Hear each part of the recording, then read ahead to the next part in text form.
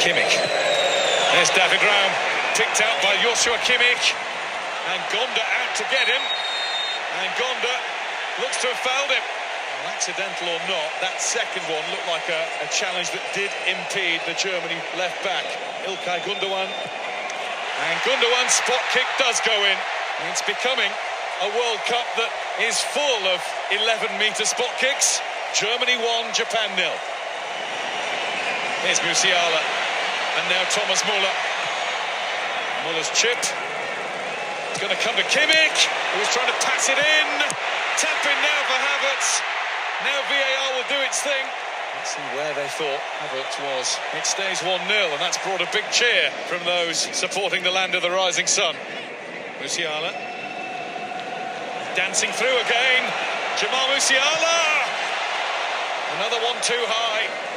Shuffling his way through the challenges beautifully. Waiting for the right moment. And the head just lifts. Best player on the field. Gnabry. Musiala. Kimmich. Little dink through for Gnabry. Good save, Gonda. Gnabry. Gonda with two hands beats it clear this time. Raum. Gnabry. Another save by Gonda and another to follow. He's just kept them in this as a contest. Endo. Opportunity now. Saved by Neuer. Should have been put away. Ito. Mitoma. Useful run. Kept out again by Neuer. This time though, it's finished. And it's finished by Doan. It's been coming. Germany seemingly have had no answer to being pushed back. Ritsu Doan makes it 1-1. Itakura. Lovely touch that from Asano. And Asano has managed to sneak in.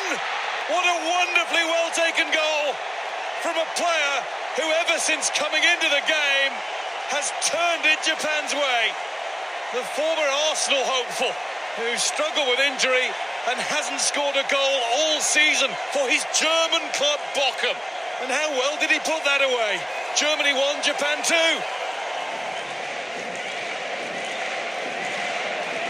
Goes full crook. There's the opportunity and it's put wide. Goretzka struck it really well, but not between the posts. Schlotterbeck. Challenged by Minamino. Germany throw. No time for it. Japan have done it. An opening day win for the Samurai Blue. One of their most famous ever results. And in Germany it's happened all over again as it did at the last World Cup. Beaten in game one. A result ultimately that they just couldn't recover and come back from. You are listening to World Cup 24 here on the Lock Betting Podcast. You can follow the Lock Betting Twitter account at lockbetting.com. That's at lockbetting.com. If you look at the pinned tweet, that is the P&L for the month of October 2022, which was our 113th month in a row of transparent track profit. And we are well on our way to month number 114. That is because we have built that bankroll up from the start of the month. We have only had 6 losing days this entire month so far, but we have had 2 losing days in a row coming into this Thursday. So we do want to have a bounce back here after a losing day on Tuesday and a losing day on Wednesday. And that's largely been down to the World Cup. Our US sports have been fantastic. They've been saving us. Obviously, that's no consolation for people that are on the soccer package who signed up just for soccer for the World Cup. But that's the way it is. We can't pick and choose what sports we make our profit in. I am a specialist at soccer. Well, at least that's what I'm considered to be. But I've always said over the last 5 to 10 years, I make money in every single sport across the board. And this will level out. We will make a comeback here. We will make a bounce back in the World Cup. It's been 2 tough days. But ultimately, ever since I started lockbetting.com, I've had 1 losing soccer tournament since 2014, and that was the 2016 European Championship. I made money at the 2014 World Cup. I made money at the 2018 World Cup. I made money at Euro 2020, which was played in 2021. So we will bounce back. We're hoping this won't be another Euro 2016. It has been a tough start so far, but as I said, $125 clients are simply just losing their winnings. And also, if they signed up right at the start of the month, they have lots of profit to lose, and they're not going to. We are going to have 114 months in a row of profit at the end of the month.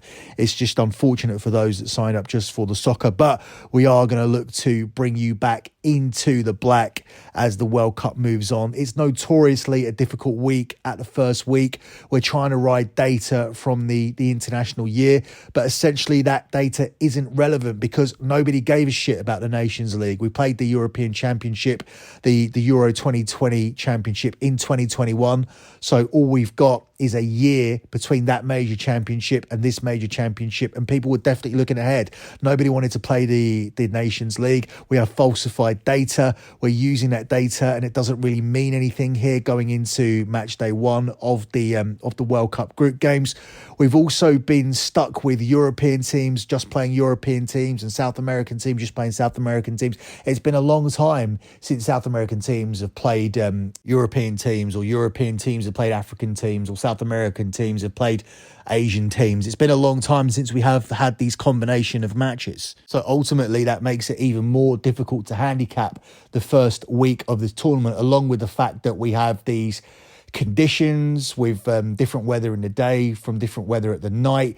We have a lack of supporters. We have political issues and all that nonsense going on. We have a World Cup that's being played in November, in the middle of the season as well. So there's lots and lots and lots of variables. And there's a reason why I wasn't giving out locks. I knew that I didn't want to do a lot of one unit plays here at the start of the tournament, and I haven't. But the ones I have done so far, they haven't been successful. The main player I liked in the Argentina game was Argentina to win 2-0, and the main player I liked in the Germany game against Japan was Germany and over 1.5 goals, and they didn't come to fruition, and it's been a bad 2 days. But look, as I said, I've made money at every single major tournament bar one.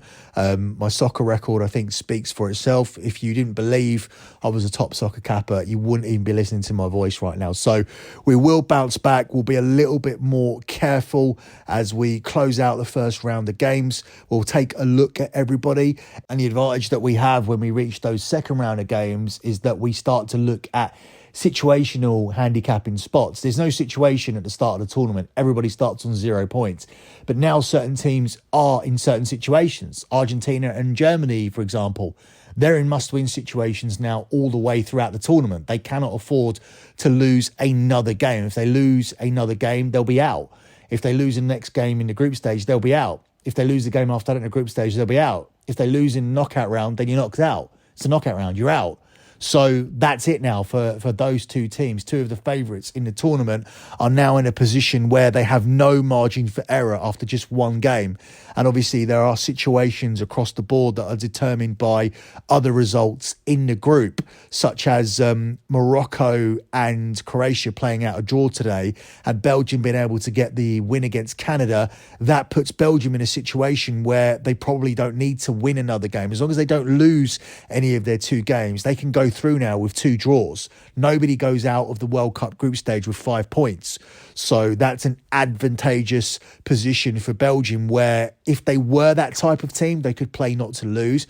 Belgium won't do that. Belgium don't know how to play that way. They're not going to sit in or anything, but certain teams might do. Japan might now sit in and make themselves difficult to break down. Saudi Arabia may look for a point against Mexico, and they may look for a point against Poland. So everything has an effect on everything else. We are now in a situation where situational spots are opening up, and we don't need to look at historical data, which, as I said, over the last year, doesn't really matter, especially when it comes to European teams. When we were looking at Spain and their underperformance and the fact that they were in a lot of cagey games and the fact that they couldn't score goals, perhaps there wasn't a maximum effort there from Spain. Today we saw a Spain team that certainly clicked and were a very different team from what we've seen over the last year. We saw a different type of performance from France as well. We saw a different type of performance from England. France and England have been terrible throughout 2022. So I am going to disregard a lot of that data moving forward, and I am going to take a more gut handicapping approach towards everything that we do moving forward from this point. It's called learning from your mistakes, and those that are the best at it do end up making the most money when it comes to sports handicapping. So let's move on with tomorrow's games. We start here with the game between Switzerland and Cameroon. That is the early kickoff tomorrow, where Switzerland are the 3-4 favourites. It's 13-5 on the draw, and it's 4-1 here on Cameroon.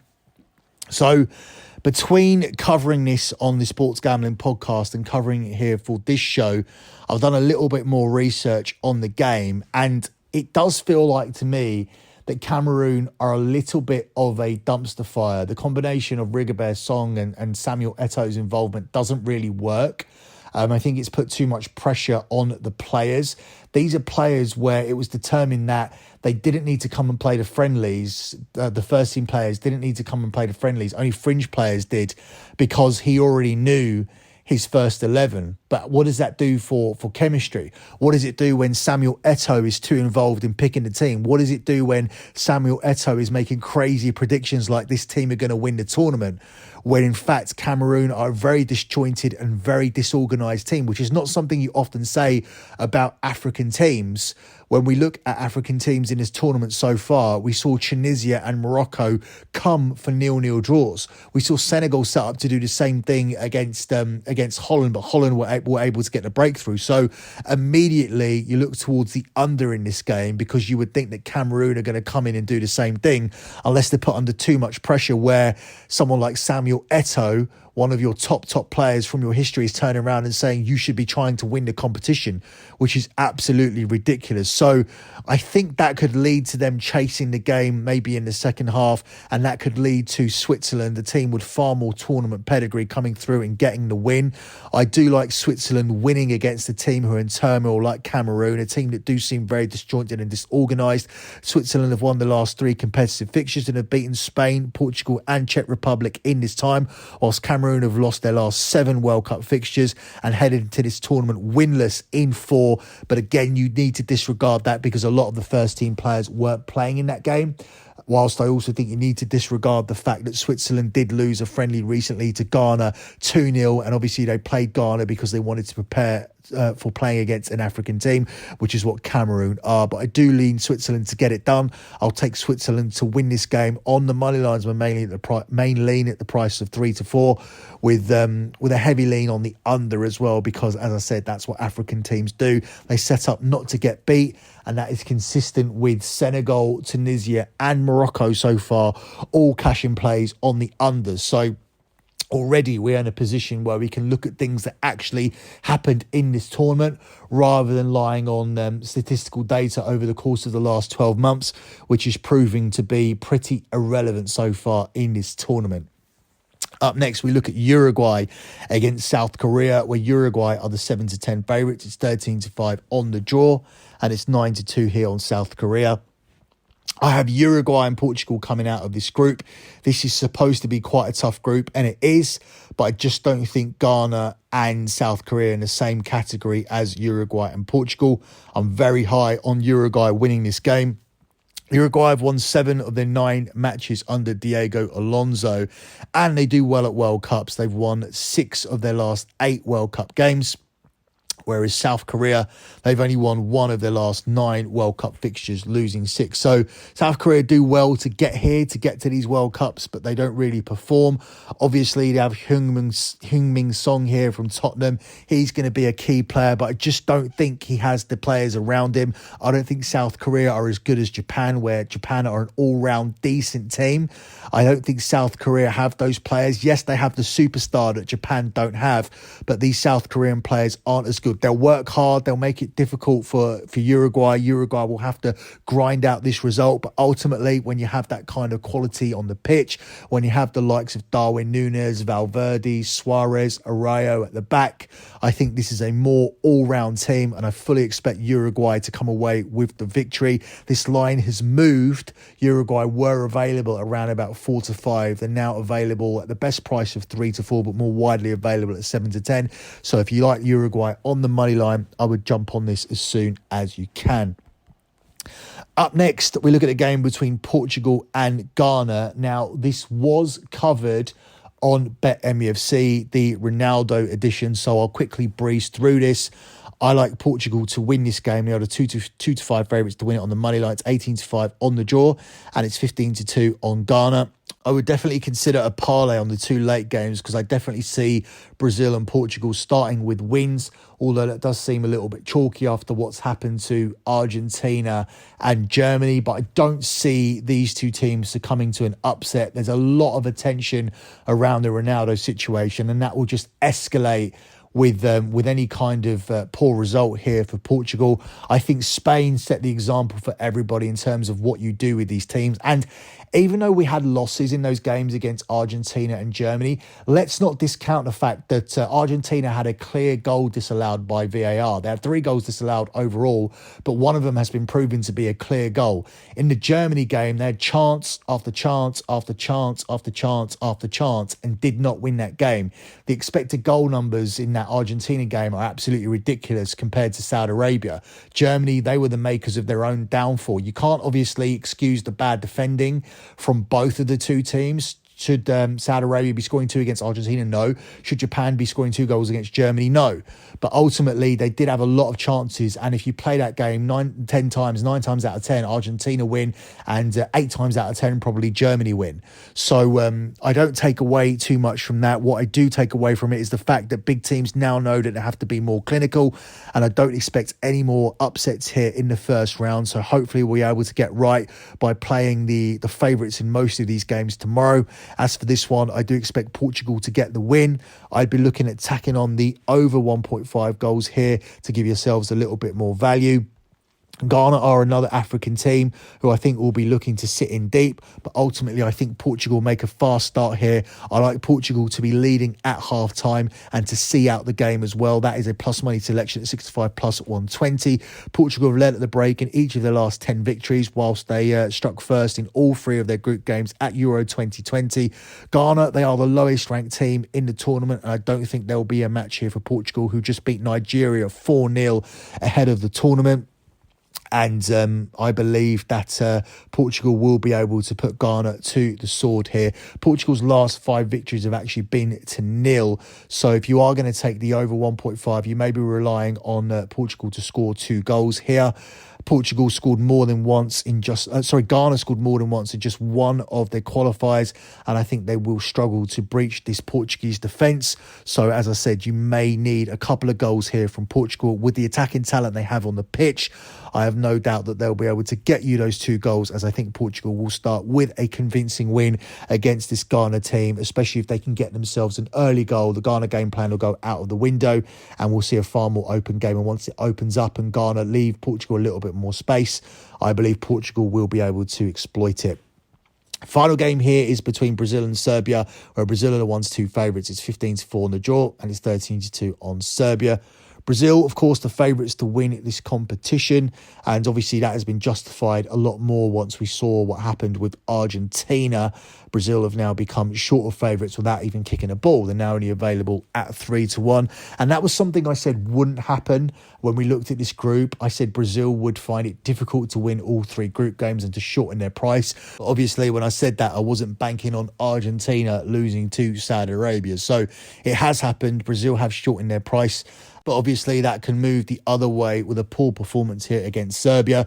I think actually this could be one of the easier games for Brazil in this group. I think Serbia, for me, are the team that will go through with Brazil, because I just think they're the strongest team on paper. And I believe knowing that you're the strongest team on paper will mean that you're the team less likely to sit in against Brazil. I do believe Serbia will try and go out on the attack, and I think Brazil will like that, and that will leave Brazil more room to exploit this Serbia team. I've no doubt that Cameroon are going to sit in deep against Brazil, unless, of course, it's the last game and Cameroon have lost their first two games and they're done. Perhaps they won't take that approach, but I'm almost certain that Switzerland will. I think they'll sit in with a low block. I think Serbia will to a certain extent, but I also think they'll have some attacking intent as well. Serbia racked up 18 goals in their 8 qualifying games, and they hit 13 goals across their last 5 competitive matches in the Nations League. But they go up against a Brazil team who has scored 3 or more in 6 of their last 7 matches. So I would back these two teams to be able to find over 2.5 goals, which is available at 10 to 11 minus 110. But my main lean is to add on over 1.5 goals to Brazil on the money line. Brazil, of course, on the money line is at 1 to 2 minus 200, but you can get this selection up to around about 7 to 10 by adding on the over 1.5 goals. And as I said, we have the data there to support the fact that we will see at least 2 goals in this game, with Brazil being a free scoring team coming into this. I pretty much said to disregard the last year of international football when handicapping games, but you go years and years back and Brazil play these friendlies all across the world, and teams do turn up to play against Brazil. They're one of those teams where you may have your club commitments, but when you see Brazil, when you see those yellow shirts, you do decide to turn up for the occasion. I don't believe that Brazil get many easy games because everybody wants to beat Brazil all year round. It doesn't matter. It's always a cup final for everybody. And ultimately, I do think Brazil are well prepared here for this World Cup. Whether Serbia decide to sit in or whether Serbia decide to go toe-to-toe with them, I do believe Brazil will be able to come up with a win. But I do believe it'll be a tough game. I do believe the next one will be a tough game as well, especially with Switzerland sitting in deep.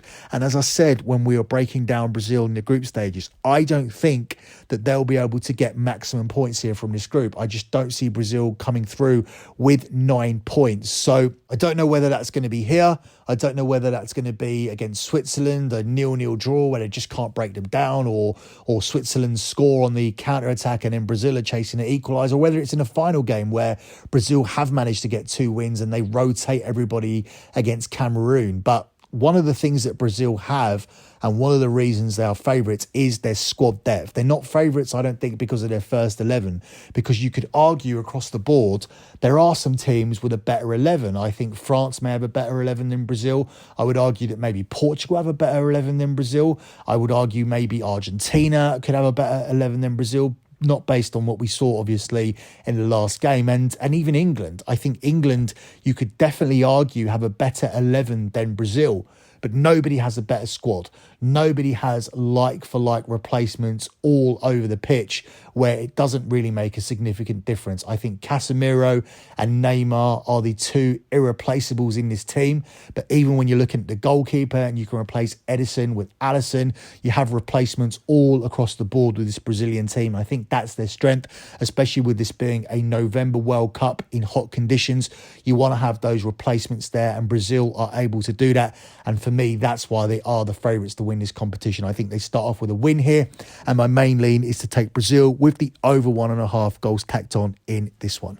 That's it for me. I'll be back tomorrow. Until then, good luck with all of your bets as always, and thanks for listening.